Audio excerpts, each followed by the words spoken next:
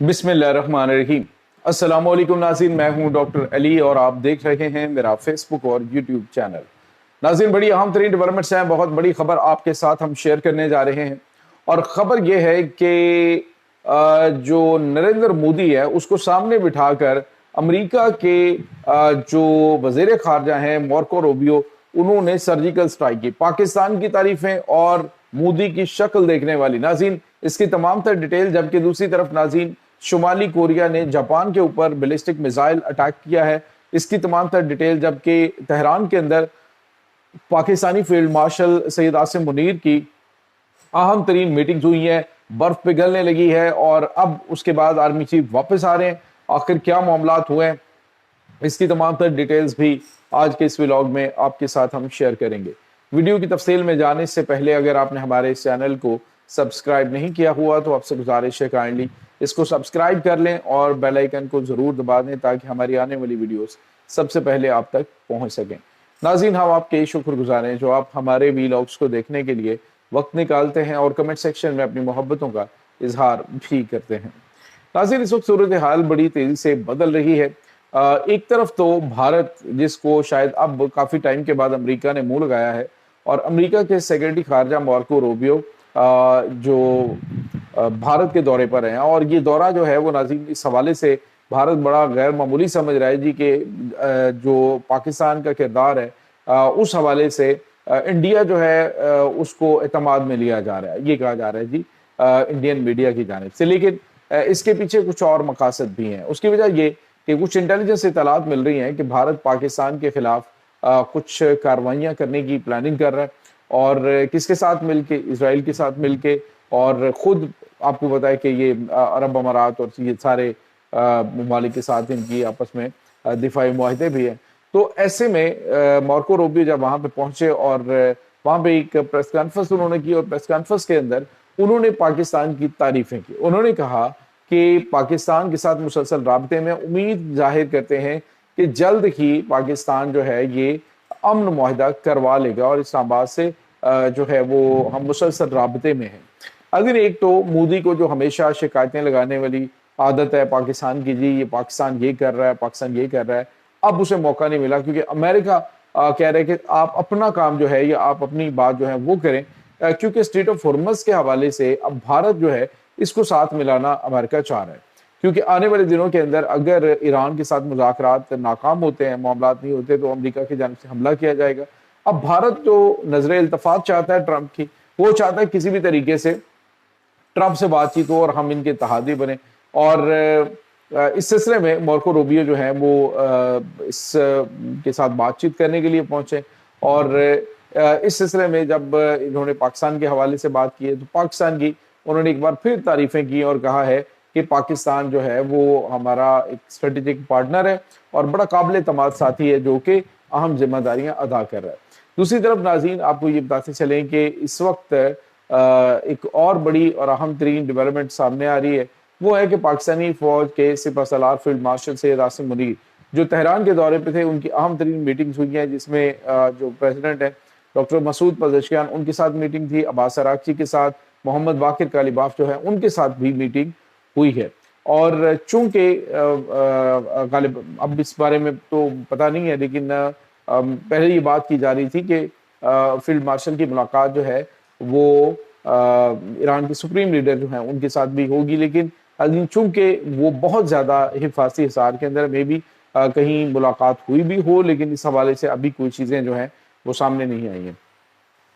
तो बताया ये जा रहा है कि अमेरिका की जानिब से चूँकि बड़ी लंबी चौड़ी अपनी जो डिमांडें हैं वो रखी गई हैं, लिहाजा ईरान ने अपना हतमी जवाब जो है वो पाकिस्तान को दे दिया। अगर अमेरिका इसको रिजेक्ट करता है तो फिर उसके बाद जंग होगी। बज़ाहिर तो जो बॉडी लैंग्वेज है, जो इशारे वहाँ से मिल रहे हैं वो काफ़ी पॉजिटिव है कि ईरान ने काफ़ी फ्लेक्सिबिलिटी दिखाई है।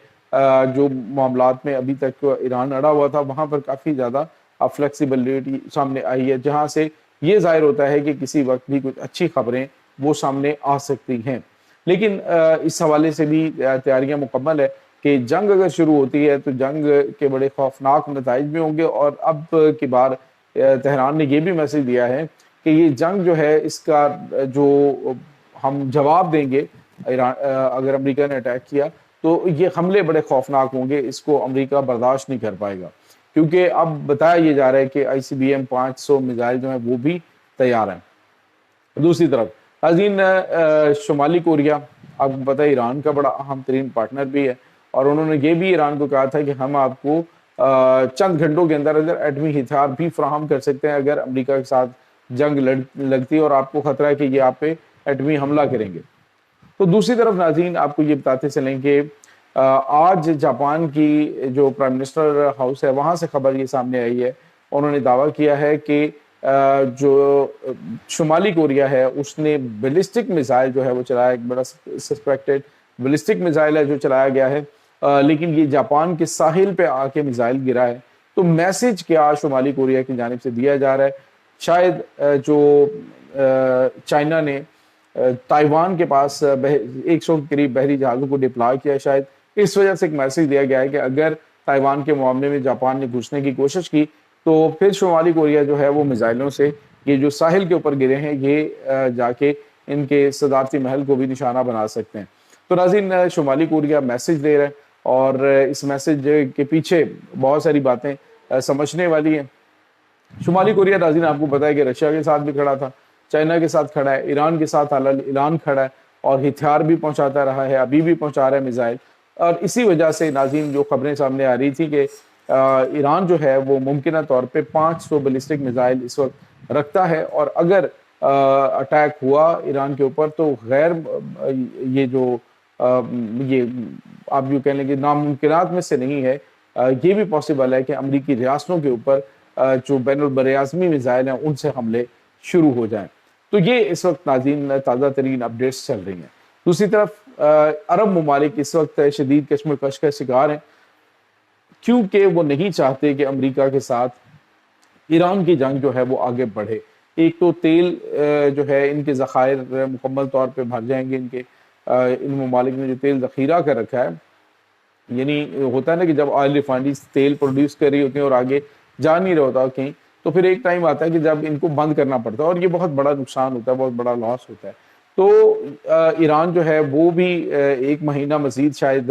جو اسٹریٹ آف ہرمز کی بندش ہے اس کو برداشت کر سکے، پھر اس کو بھی آئل ریفائنریز اپنی بند کرنی پڑے گی۔ تقریباً بتایا جا رہا ہے جی کہ گزشتہ 24 گھنٹوں میں اسٹریٹ آف ہرمز سے تقریباً 40 کے قریب بحری جہاز جو ہیں وہ تیل بردار ایران کے گزرے ہیں۔ مطلب یہ کہ کہیں امریکہ کی جانب سے بھی نرمی دکھائی جا رہی ہے۔ ایران نے آج بھی کہا جی کہ اسٹریٹ آف ہرمز پر ہمارا مکمل کنٹرول ہے، کوئی جہاز ہماری مرضی کے بغیر یہاں سے نہیں گزر سکتا۔ یہ چیزیں اس وقت چل رہی ہیں جو کہ پازیٹیو اشارے ہیں کہ وہاں سے امریکن محاصرے کے باوجود 40 بحری جہاز گزر جانا، یہ ایک پازیٹیو اشارہ ہے کہ امریکہ چاہتا ہے کہ مذاکرات جو ہیں وہ کامیاب ہوں۔ یہ اس وقت تازہ ترین اپڈیٹس ہیں اس تمام صورتحال کے بارے میں۔ آپ کا کیا کہنا ہے؟ کمنٹ سیکشن میں اپنے خیالات کا اظہار ضرور کیجیے گا۔ انشاءاللہ بہت جلد ملتے ہیں ایک نئی ویڈیو میں، تب تک کے لیے اپنا بہت سارا خیال رکھیے گا۔ اللہ حافظ۔